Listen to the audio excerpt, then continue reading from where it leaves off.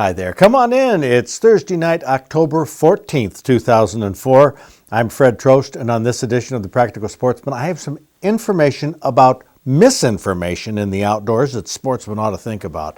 In the Michigan Outdoor News, Zachary has an update on pheasant populations, and the featured county in the Fish and Game Hall of Fame is one with the same name as a fish. And we have a lot more. It's time for the fastest half hour of news and information about the outdoors in Michigan, so stay tuned.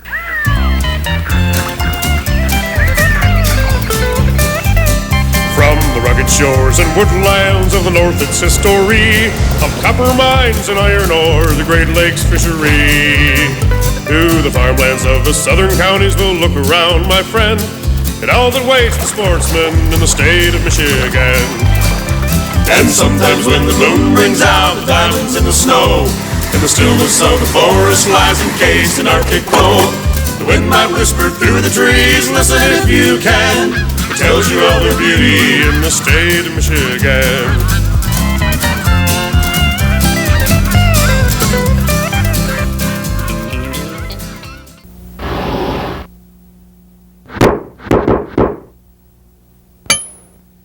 Why do hunters and non-hunters get so upset about hunting and fishing laws? I think it's because of the misinformed, misleading reporting in the media. There's lots of wrong information in articles and cartoons and pictures and headlines that make it tough for people to understand the truth about hunting and fishing. Now, take this letter to the editor in the Detroit News titled, "Killing Birds Isn't Fun." The dove hunting law triggered Gene Barnard from Sterling Heights to write, "I will never understand the mindset of people who look on killing as a fun thing to do. Killing for food is one thing, killing for fun is something different." Hey, I totally agree with that. I've always said that hunting is a food gathering activity. Killing something for the fun of killing it, I've always said that is sick. That's Jeffrey Dahmer and Ted Bundy, not practical sportsmen who hunt. But then there's Eric Sharp's outdoor page in the Detroit Free Press that said, "State hunters find doves are a tough target." Are you kidding me? An outdoor page that portrays game birds as targets? If you want to shoot at targets, you go to a range and shoot sporting clays. If you want to eat doves, and a lot of people do, there's only one legal way to get dove meat, that's to hunt it yourself. Headlines like this are embarrassing because they misinform the public about hunting and the dove hunting law. But Gene Barnard wasn't done getting her licks in on hunters. Responding to a dove hunting article by Nolan Finley, she added, "I do hope, though, Finley doesn't use one of the once again legal assault rifles. But then, those are used mostly to kill humans, not small game birds, right?" Ouch! In 3 short paragraphs, she equates the new dove hunting law with killing for fun and ties in the expiration of the assault rifle ban with killing people and hunting. Then we have the political cartoon in the September 20th Lansing State Journal where the hunters are saying, "Thanks, Congress, we can once again hunt the way our founding fathers intended, with assault weapons." These bozos are laughing as they literally cut a deer to pieces with fully automatic assault rifles, machine guns that spray a blaze of bullets and have been illegal since the 1930s. Here's a real assault rifle in a recent photograph in the Journal. The caption says, "A U.S. Army soldier aims his rifle down an alley while on patrol in Iraq." Hey, that's not true. He's not aiming. He's resting the tip of the stock of the gun on the top of his shoulder. If he touched the trigger, the recoil would seriously hurt his shoulder. Now, this may not seem like a big error, but it is because it shows that the journalists who write this stuff, who we depend on for accurate information, have little or no knowledge about guns. And they obviously know little or nothing about hunting as well. The September 13th Capitol Report in the Lansing State Journal reports a hunting age bill as one of the key legislation of the week. They inform the public that a Senate committee is considering a bill to lower the legal hunting age in Michigan from 14 to 12. Now that upsets many readers, but it's baloney. The legal hunting age has been 12 in Michigan for many years, and youngsters must be accompanied by an adult until they're 17. This bill doesn't lower the hunting age, it merely allows 12 and 13-year-olds to hunt deer with a firearm. They can already hunt everything else with a firearm. It's a very small change. So this one line actually misinforms the public about the current legal hunting age, and it's no mystery why people write letters to the editor that say, "I will never understand the mindset of people who look on killing as a fun thing to do." Well, you know, when I look at the big picture, I can understand why Gene Barnard and others can't understand. There's too much wrong information in articles and cartoons and pictures and headlines for people to understand the real truth about hunting and fishing. Now, this disregard for the truth by journalists isn't illegal, but it's certainly unethical. And this lack of ethics in the mainstream media tips the scales of justice against hunters, and it's not right.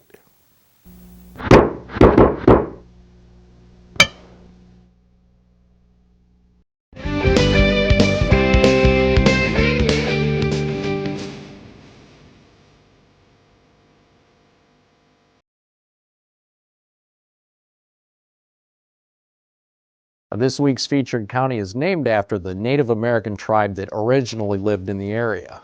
The county is right here along the Wisconsin border in the Upper Peninsula, and it's not real simple to draw. It follows Lake Michigan along the east, then there's a lot of jogs and right angles around the northern boundaries, then the twisting and turning along the river that has the same name.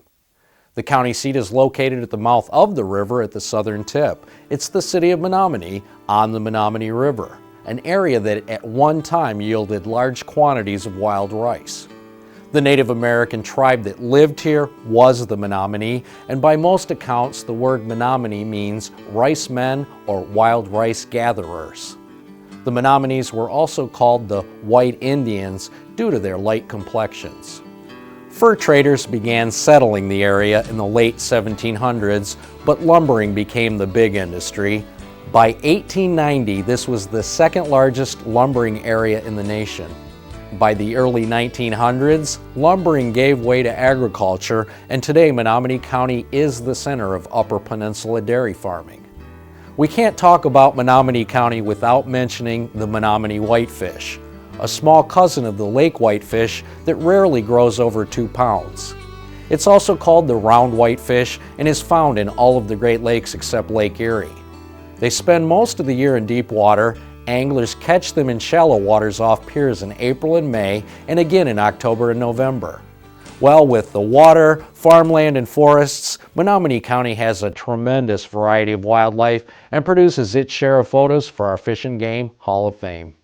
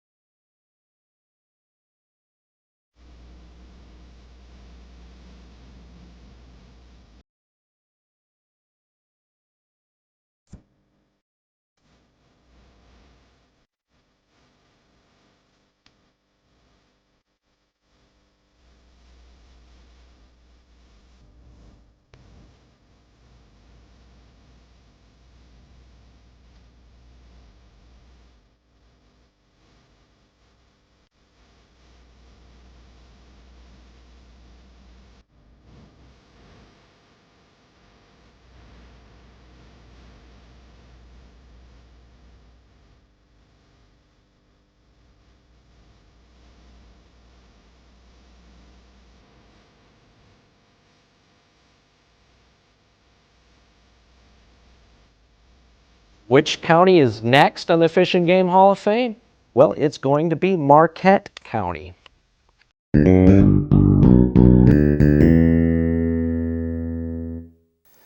This show focuses on news and information for hunters and fishermen, mainly in Michigan. Now, some viewers complain when we travel out of state, but I don't know why, because traveling around North America doesn't have to be expensive, and the different experiences make your life a lot better. That being said, fasten your seatbelts, put your tray table down, and open up your mind while we explore some new horizons. The Alaskan sky is as beautiful and can be as intimidating as the volcanic mountain peaks. The winds often howl over the tundra in the backcountry, but the weather in the summer is much more moderate on the ocean coast. Salmon anglers flock to the inlets and streams where coho, kings, and sockeye salmon run the rivers in August, relatively easy to catch. Going right in towards us. Oh, doggy! Big fish. Woo! Man! You might have me beat. Oh my goodness. Woo! Doggy! A total of 9 salmon for the day caught by these two fellows from Missouri. Their first Alaskan salmon fishing adventure gave them a day they'll never forget. And we'll never forget our plane flight over the Alaskan range. Many an airplane has dropped into these craggy peaks or into the lonely mountain valleys, a reminder to all pilots that Alaskan weather must be respected at all times, especially in the mountains. A runway 175 miles west of Anchorage, you wouldn't expect a camp like this in such a remote setting. This is Osprey Mountain Lodge, owned by outfitter Gary Pogany. Everything had to be flown in, the portable sawmill, and even a bulldozer to keep the runway groomed. Airplanes are a necessity everywhere in Alaska. Gary flew us to a mountain plateau, which is one of the spike camps, as they're called. Maybe 75 yards away when we first saw it, the bull's eyes, which aren't terribly good, didn't make out our outline as we sat in front of a small shrub. And what about scent on the tundra? Well, it's virtually irrelevant to a caribou. You can watch the wind blow the skin on its neck. The wind is howling. A caribou's small ears aren't really built for listening carefully. Besides, the wind is usually blowing too hard to hear anything clearly. The nose on a caribou is covered with hair. It's not shiny, wet like a deer's, and a caribou's nose isn't really built for smelling predators. The reason is the wind, the updrafts and downdrafts in the mountains. By the time a caribou could smell a wolf or a bear, it would be too late. This is Richard Steckmeyer, and you've got to realize this is not a whitetail. You cannot pass this off as a Michigan deer. It is a mule deer.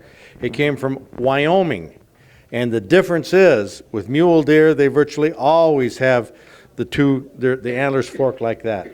And so you got 2 up there, 2 there. A lot of them are 8 points, and they probably don't even count these out west. Probably not. They normally just count the one side. Yep, so this would actually be a 4-point out in Wyoming, out west from mule deer. But that's a little bit different. But it has a 25-inch spread, and many of these mule deer do have wide spreads. You got this in November. Instead of being back here bow hunting, November 9th, you were out there hunting. Why did you go way out there? Well, it's an interesting trip, Fred. We go on horseback. The morning that I got this, we started out at camp. It was 32 degrees, and we worked our way up to near the Yellowstone Park, which there's a wilderness area there, and it was 2 degrees when we got out and got the horses out, and then we were at about 6,000 feet, and then we proceeded to work our way up the mountain, and we were about 8,000 feet when I shot this mule deer. You know, we're at 700 feet, and, you know, when you get up there and start to walk around or do anything, you just start huffing and puffing because we're not used to the altitude. Oh, I don't have to go out there to huff and puff walking around. I can do that right here. Walk around this room. Now, is this big for a mule deer out there? It's a good size. There was 4 of us that went out there, and 3 of the 4 of us shot 10-pointers, or 8-pointers, however you want to call Or it. 4-pointers? Yeah, and one of the fellows shot one was more massive than this. But this is a good-sized rack, yeah. So it's just a different experience out there. Well, it's going horseback up in the mountains. I mean, the mountains are so steep. I mean, you couldn't run a four-wheeler or anything back there. You got to go in by either mule or horseback. So what is it about that hunting deer? You go out there for the meat, for the antlers, for what? Just the experience. I mean, we're so used to seeing things close by, and everything out there is so just wide and expansive. We're used to looking close, and someone says there's a deer, and you're looking where, and it's a little speck on a mountain over there. This thing looked like a little bitty thing on the mountain with a 10-power scope when I shot him. Never shot anything that far away before. So just the fun of the different experience. Hey, I'm with you on that. Richard Steckmeyer from Monroe.